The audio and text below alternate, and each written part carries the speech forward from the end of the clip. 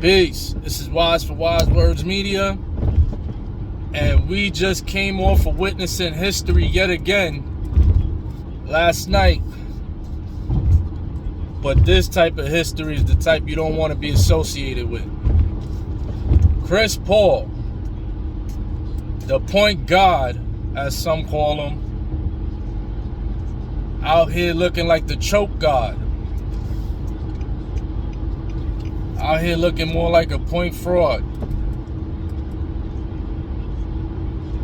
Yep, we seen this before from Chris Paul. Up 2-0 in the playoff series. And then somebody got to bust out the Heimlich. Because we about to start getting another episode of choking happening. 5 times Chris Paul has had a 2-0 lead in a series and chokes 5 times. That's the most in NBA history. No player has ever choked up 2-0 in a playoff series. There's no man that has done it more times than Chris Paul. 5 times. I mean, you gotta call a spade, man. I know, I'm not a big fan of Patrick Beverley, but man, he was up there frying ESPN, roasting everybody in his way. Because old media, as usual, they got certain lists of untouchables that you can't talk about. And these guys are sitting here, what's the guy? Windhorse? LeBron's butler, that guy, he's over here bringing up the Pelican series and what Chris Paul did in the Pelican series. I'm glad Pat Beverley shut that down. He was like, yo, what are you talking about? That happened like 2 weeks. That's like ancient history now. What are you talking about? We talking about what he did these past 5 games, 6 games. He did nothing. I mean, this dude pulled a James Harden, a Houdini. He only took 9 shots. You know what it is for one man to defeat Luka Doncic by himself outscored the entire Phoenix Suns. The entire Phoenix Suns starting 5 was outscored by one man, Luka Doncic. That is insane. Insane. Yo, these dudes was down by 40 points. 40 points. Yo, you cannot call this guy a top 5 of all time point guard, whatever you want to call this guy, and you can't leave the elephant in the room out. Gotta address it. The man is one of the biggest choking. No, he's not one of the biggest. He is the biggest choke artist in NBA history. Chris Paul, no man has ever done that. Being up 2-0 in a playoff series and go out to lose. And then to lesser opposition. Who is Luka Doncic playing with? Luka Doncic don't even got a duo. He don't even got somebody, he don't even have a right hand.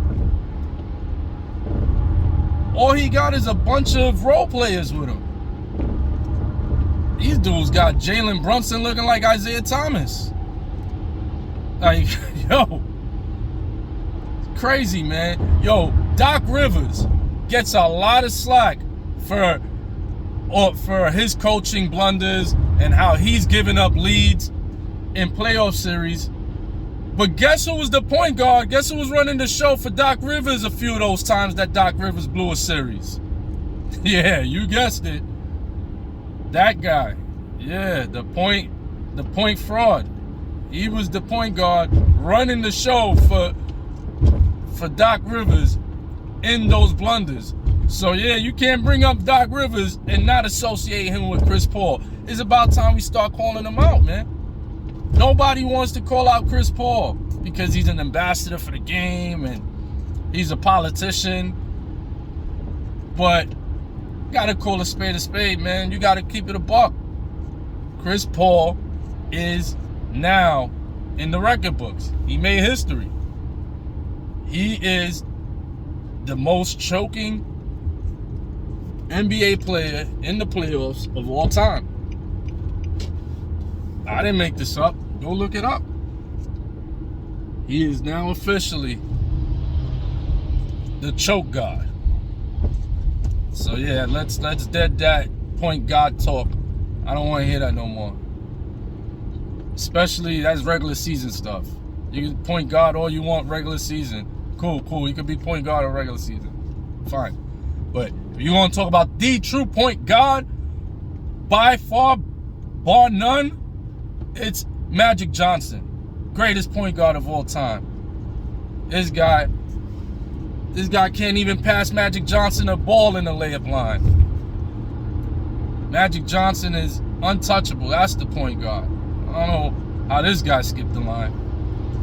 You know, in all fairness, he's a good player, but all these excuses everybody has for him, that Clippers team was loaded back in the day. You had Chris Paul, DeAndre Jordan, younger in his prime, athletic big man, shot blocker, rim protector, rebounder.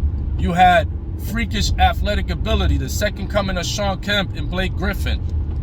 You know, then Blake developed an outside jump shot, made him a more complete player. You had J.J. Redick, which every successful team needs. Your outside marksman, your sniper from outside. You had Chris Paul. You had the greatest six man of all time, Jamal Crawford, coming off the bench. Then you had other players like Matt Barnes. You had Mean Willie Green, Danny Granger.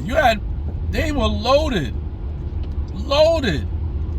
You want to talk about a team that had the ability for next man up? It was dumb. But yeah, can't make no more excuses, man. Dude had a loaded lineup, and they couldn't get it done. You know, for years it's been like that.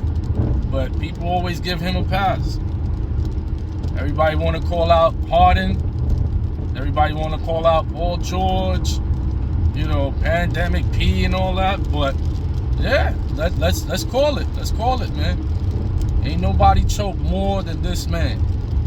So yo, I'm about to leave it at that. I want to hear from y'all though. Let me hear back. Let me get some feedback. Drop a comment in the comment section. Do you believe Chris Paul is properly rated as the point guard? Or do you believe that, yes, they do protect his image, old media protects his image, and because, you know, he's an ambassador for the game and all that, so, and being the politician that he is, he gets a lot of recognition and he gets a pass with a lot of things, but do you think he really is that elite level point guard? Or are you really paying attention to these numbers and you feel otherwise? So I'm interested in hearing where this goes. Drop a comment and let's build. Peace.